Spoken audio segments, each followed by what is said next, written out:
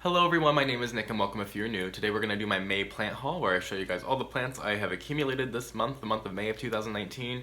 And there are quite a few plants this month. It's the beginning of the growing season, so I feel like I give myself a pass to be a little bad.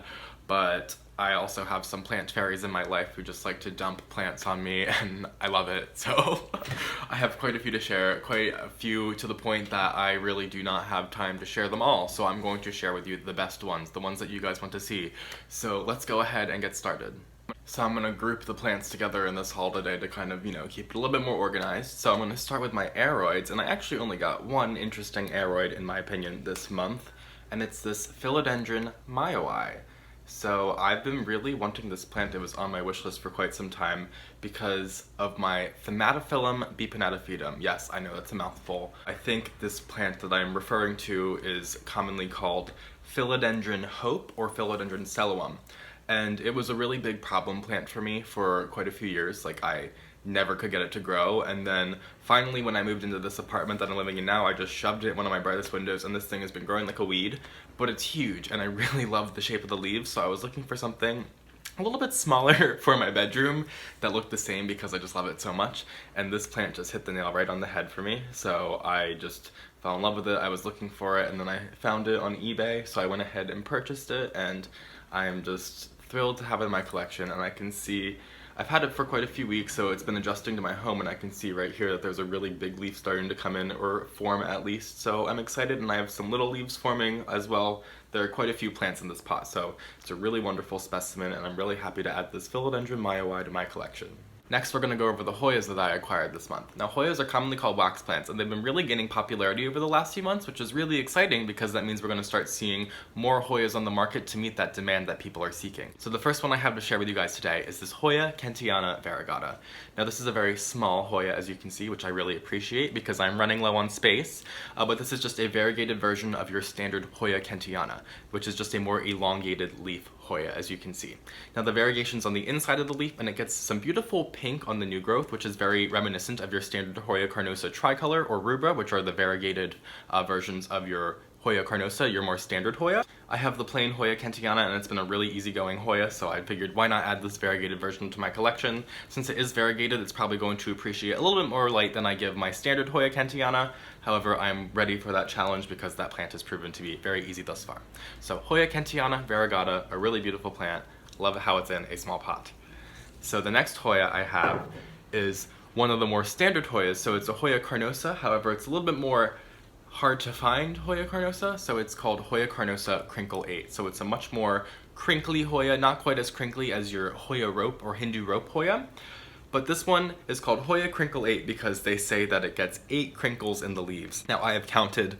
Some of the leaves have 7, some of them have 9. I'm sure plenty of them have numbers other than 8. But let's not poop on this plant because it is a really wonderful plant. I really enjoy how long the trails are. Of course, this is just for the specific specimen, but that's what really sold me on this plant. It's just a really mature Hoya carnosa Crinkle 8, and I couldn't pass it up. Since it's a more deep green Hoya and I'm more comfortable with growing Hoya carnosas under lower light, I do have this one pulled back quite a bit, like 7-8 feet from my window in my bedroom, and the plant doesn't seem to mind. In fact, I do see some new shoots coming up right here, so I know that this plant is happy since I have had it for quite a few weeks. It's acclimating to my home and it's telling me it's happy, so I'm gonna keep doing what I'm doing. And the next Hoya I have is this Hoya pubicalyx. So I believe in my last haul or the one beforehand, I had another Hoya pubicalyx that I got recently.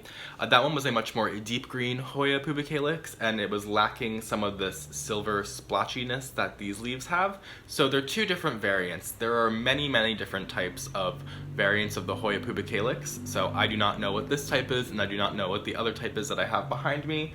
But I know they are Hoya pubicalyx, and I know they are gorgeous plants, so I figured why not add them to my collection. If you love a plant, get it, you know what I mean? So I've been really enjoying this one. It's quite wild with its tendrils, as you can see, so it's been happy so far. I've had it for quite a few weeks now, and yeah, it's been okay. Whenever I do these plant hauls, they're plants that I haven't had for a very long time, so sometimes the plants that I've hauled in the past die, sometimes they flourish, so I don't really know how many of these plants are going to respond, but so far most of them are responding quite well, so that's good. The next Hoya I have, I'm actually not going to pull down because it's like hanging up in a really annoying situation to get down. It's a Hoya Lanceolata Bella. I'll include plenty of footage, do not worry. The thing that really sold me about this Hoya is the flowers on this plant. So this one came blooming and it's got plenty of new blooms coming in. So that's really exciting, and as well as new blooms, it has plenty of new growth as well. The Hoya Bella, it's a much more miniature shaped leaf. I think they actually call it like miniature wax plant is like the common name. So a more miniature leaf, it's more,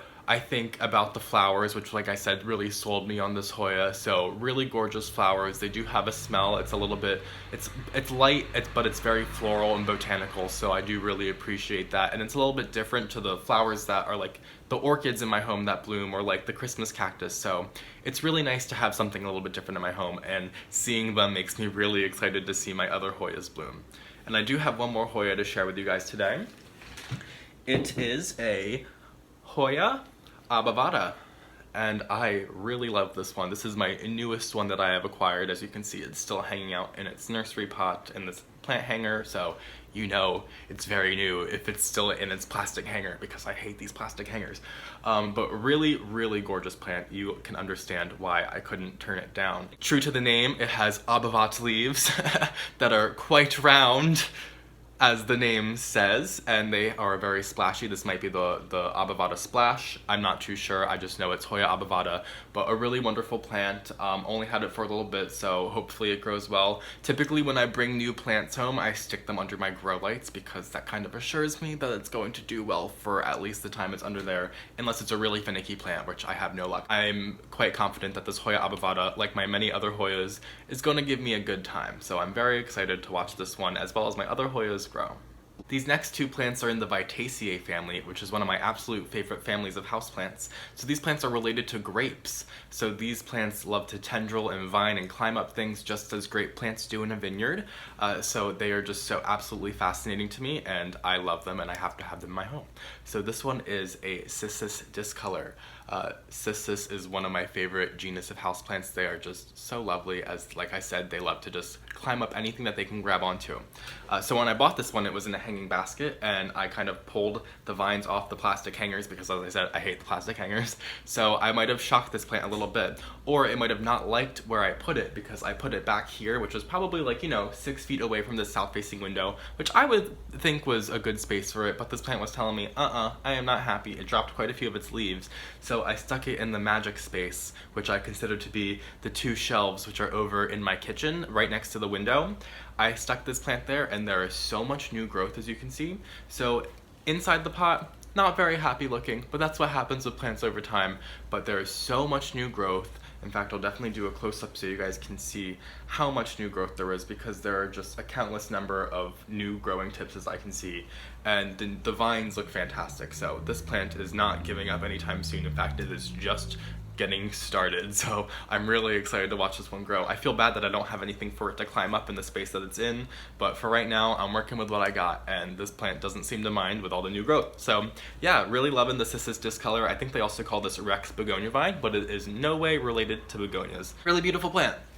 And I also have in the Vitaceae family another one of my new favorites, which is a Tetris stigma Voinieriana. This one is very big, as you can see. It's huge and it's lovely, and it's one of those plants, as I always say, that looks like I kind of could walk outside here in Philadelphia and pull it out of the ground, and it's just like, those plants just get me, because you can't do that. You can't normally go outside and pick a plant out, and you can't grow it inside because those need outside conditions. But these plants are house plants, and they look so lovely. So similar to the Cissus discolor, when I first brought this home, I pulled this a little too far back from the window, and it was like, meh, I'm not happy. I actually have a smaller one of these that I've been growing under a grow light for quite some time, and that one's been happy as a clam. So I figured let's, you know, bite the bullet and get a big one. So dropped a few leaves, but obviously it's still looking quite big, so I put it back over near one of my west windows, and this plant is already shooting out some lovely new growth. In fact, I think you can see right here is a sign. This one just popped up in the last few days, so really looking good, and I'm really excited to watch this one grow as well. I highly recommend looking or trying plants that are in the Vitaceae family, because they are just so wonderful, and I think they're really underrated houseplants that, you know, they don't really aren't on the road to gain popularity because they don't really have that look that people are looking for, like the monsteras have and the ficus have, but I just really adore them. I think they're quite wonderful, so I highly recommend giving them a try. Next, we're gonna go over the peperomias that I picked up this month, and these are some really fun peperomias, so I'm excited to share them with you guys. So this is a Peperomia Caparata Variegata, so it's just a variegated version of your standard ripple peperomia, and it's beautiful. The variegation is like a cream mottled variegation, speckly variegation, and the pink stems are to die for, so I just really appreciate everything about this plant. I just think it's adorable. And a very similar plant to this is this Peperomia Pink Lady that I got. I actually have two of these, but I had a smaller one I had, and then my friend found these bigger ones, and you can't pass up a gorgeous peperomia like this. So as you can see, the newer leaves, the older leaves are quite bare and boring. Not boring, but they're not as exciting as these wonderful pink leaves that are hiding on the inside. So I'm finding that the newer leaves are getting much more intense pink variegation. So it's really lovely. I really love this plant. It's been getting a lot of popularity as of late, so I would pick it up before it catches on and it gets a little too expensive, because this was pretty inexpensive and the other one I got was pretty inexpensive, so don't hesitate to buy a pink peperomia. So the next few peperomias are ones that I've actually never seen before, so these are pretty interesting. So as for the next two, as I mentioned in many of my past videos, I am the buyer at the plant shop that I work at, and I get the boxes delivered to the shop. Obviously the plants come in a box. Sometimes the boxes are very much mishandled by the truck drivers or the trucking company, what have it. I'm not placing blame, but they're mishandled by somebody and it's not me. So I got a box recently of wonderful little terrarium plants, what was supposed to be wonderful terrarium plants. I was getting peperomias, apicias, mini African violets, you name it, I was getting them and they were going to be lovely. However, the box was totally mishandled. It was like half crushed, there was pots and soil everywhere. The plants were not in the pots, it was just a nightmare, of course. I got credit for the box. However, I do not have a heart to throw out plants. So I was trying to salvage some of them, see what I could use to make terrariums or even just bring a few home. And while I was looking through the box, I found this lovely little peperomia. And I had no idea what it was. There's a lot of peperomias out there, so there's a lot of peperomias that we don't know of. So I turned to the internet and I asked you guys and I asked my friend, and my friend did some digging, and what she found out was that this peperomia is actually an unnamed species of peperomia, so it's Peperomia spa, we'll refer to it as, from Ecuador. I've had some of you reach out and tell me that this is called Peperomia Peppermill. However, I am led to believe that Peperomia Peppermill is a name that some plant grower just tacked on this plant because it does not have a name. So I don't think Peperomia Peppermill is an accurate name. However, if you were looking to purchase this peperomia, I would definitely look up Peperomia Peppermill. But this plant is, as far as we know it, just Peperomia spa, and it's from Ecuador, which I think is very interesting to have an unnamed peperomia in my collection. I really, really love the leaves. They're a bit rugosa-esque.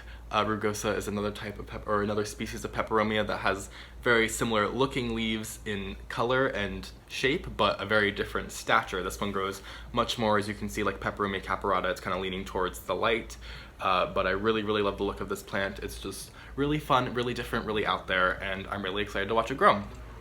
The other one that I found in the box is quite a doozy. So, this, I'm gonna have to definitely do like a close-up because this is not doing it any justice.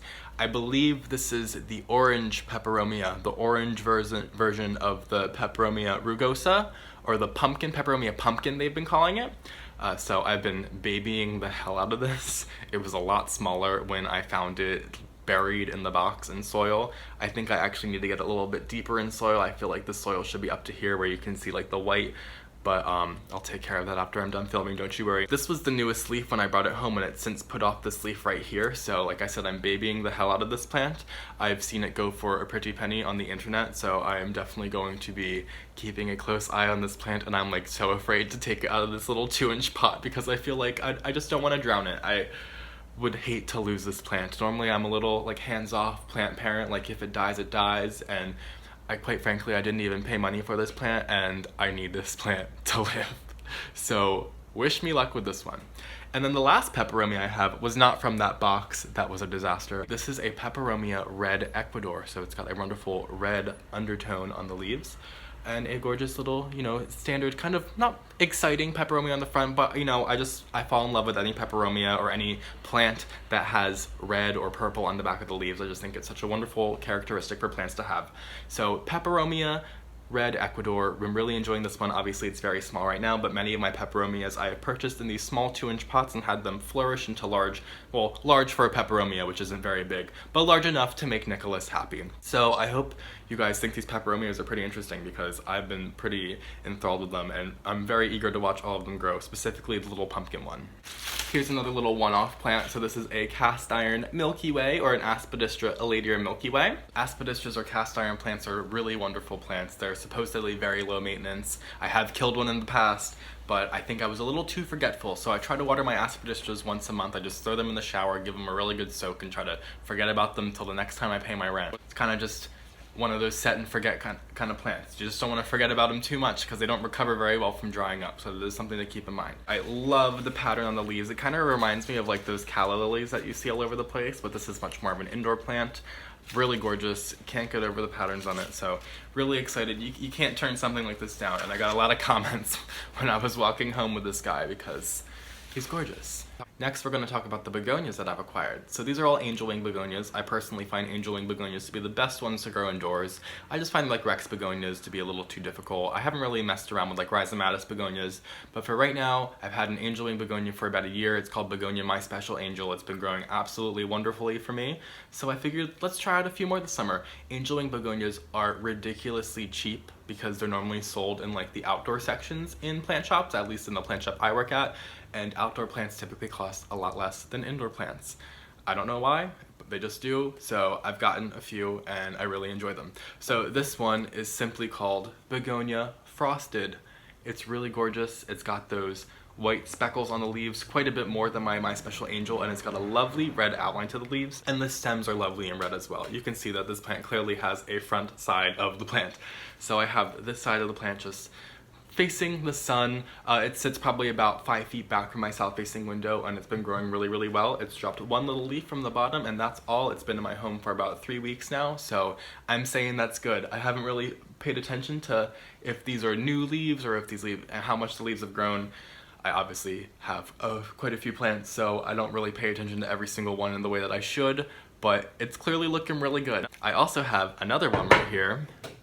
I forget the name off the top of my head. I'll do some research and I'll include it down wherever I include it in the video. But it's got these lovely pink speckles and a lovely red back of the leaf. This one was actually a gift from one of my growers. My growers are very nice. And I love it. It's got some little babies going on down here. So far so good on this one. I just really love the little bit of different color that this plant is adding to my home. A lot of my plants are green, so I really appreciate it when a plant has something else to offer other than green. And then the last angel wing begonia that I have today is probably my favorite one. This one is called Begonia Medora. So it's got lovely, smaller, more, noticeable white spots on the leaves than the last ones I've shown you guys, which I think is like more like a desired trait in what people are looking for. I think people, when they think of angel wing begonia, they think of that Begonia maculata whitey eye, which is the standard white spotted angel wing begonia. I don't even know the common name for it, but these ones have something else to offer, each in their own way. So I've been really appreciating them. They've all been really easygoing. I'm not losing any leaves on anything, which is usually the issue that people have with begonias inside. So they've been growing really wonderfully thus far. I just keep them within 5 or 6 feet of a really bright window, and I'd be sure not to overwater them. I do let my begonias dry out roughly halfway, if not more. I just know I let them dry out quite a bit because if you keep them too wet, they're gonna fall apart and they're gonna rot. So best to be a little hands-off. Angel wing begonias seem to be the way to go. If you've been struggling with begonias in the past, I highly recommend giving one a try. Next, we're gonna touch on the Marantaceae family members, or the prayer plants. So this right here is a Calathea vittata. I do not know the common name for this plant, if there even is one, because it's a very new one on the market. So this one's very similar to your Kallithea ornata, or the pink stripe Kallithea, but this one has white stripes. Maybe it's called white stripe Kallithea. I don't know, I really don't know. But really wonderful plant. Actually, no, it's not it's a wonderful looking plant. It's not a wonderful plant to grow. As you can see, I mean, it looks good, but it's like not the happiest looking plant. We got some tips going from the brown tips, from the fluoride damage. This plant's in a lot of humidity, it's in a lot of air movement, but it's still not looking its greatest. However, it's looking good enough, so I'm feeling okay. I'm just not sure if Calathea vittata is going to be in my life for a very long time. But speaking of Calatheas, I have another Calathea to show you guys. This one is Calathea Warsawischii. This one is also called Calathea Jungle Velvet. This one has purple on the back of the leaves, which is really lovely, and it feels really great. I have gotten one of these before in the past. I did an unboxing with NSC Tropicals last year, and I got one of these. I have never killed a Calathea so fast in my entire life. Granted, last year I had a little bit less knowledge and experience with them, so I kept it out in my living room. The only prayer plants I have out in my living room are my Maranta Leucanura Kirchoviana, which is my green prayer plant, which is like the easiest prayer plant to grow in my opinion, and Kallithea lancifolia or Calathea lancifolia, which is just your standard rattlesnake Calathea, a more basic, easygoing plant. So those two are the only ones I keep out in my drier living room.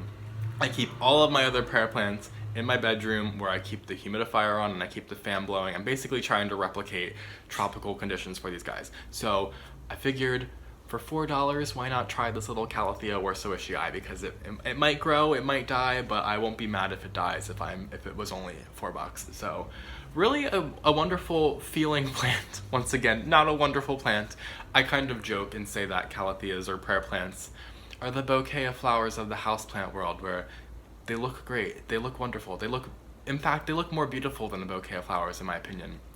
They'll last longer than a bouquet of flowers, but they might not last forever.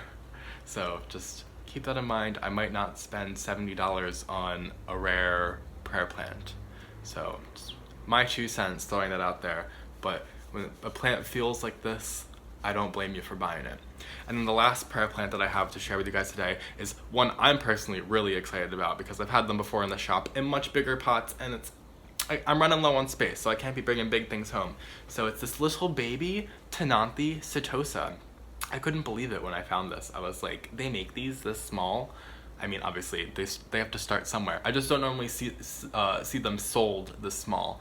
So I'm really excited about this. Of all the prayer plants, I find Tenanthes to be like by far the easiest going. I know I just said that the Maranta Leucanura Kirchoviana, the green prayer plant's really easy, but the Tenanthe Burley Marxii, I've had that one in my collection for like 1.5 or 2 years now, and it looks fantastic. It's given me no grief, so I'm really excited about this Tenanthe. I'm hoping it's going to act in just the same way. It looks very similar to the Tenanthe Burley Marxii, so I'm hoping it grows really well. And one thing I really like about this plant, not only is the beautiful gray-green leaves and the purple on the back, but the stems, they're very young right now, so it's not as like noticeable on these, but they're very fuzzy, so I really like that. I think this plant has a lot to offer. So yeah, Tenanthe setosa, kind of a more out there prayer plant, so I'm really excited about this one. Last but not least, we're going to go over the Sansevierias that I've acquired this month. So this right here is the infamous Sansevieria masoniana, or the whalefin Sansevieria, or sharkfin Sansevieria. I've heard it quite a few different ways.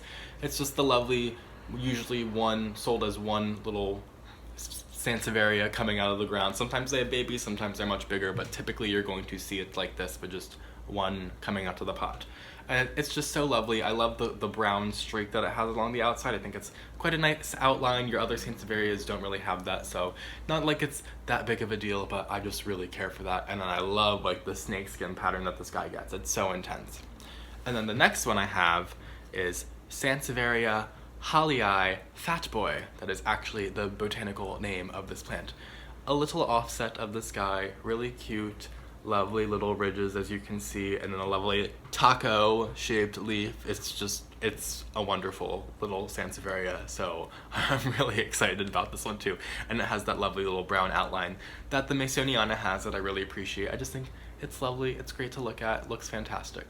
And then the last one I have, I actually am not positive on what this is.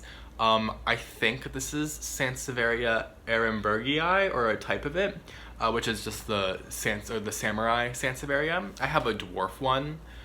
This looks a little bit different, clearly on the top, but if I look down in the foliage below, it looks very, very similar to that samurai Sansevieria, so this might just be a different cultivar or variant of that. I'm not quite sure, but it was gorgeous, and it was $6, so I couldn't turn it down. So yeah. This was my plant haul for this month. This actually wasn't nearly all of the plants that I bought. These are just the more fun ones, the more interesting ones, the ones that you guys would want to see. I didn't think you guys would want to hear me talk for a minute about a Philodendron cordatum, so Yes, I figured I'd share with you guys the more interesting ones. The goal of these videos is to share with you guys new plants and maybe open up your eyes to new plants that you haven't heard about before and add a few more to your wish list. I really love sharing these plants with you as I discover them. It's really a lot of fun, but thank you guys so much for everything that you do. If you aren't already, follow me on Instagram at PhillyFoliage, and I will see you guys in my next video. Have a great day.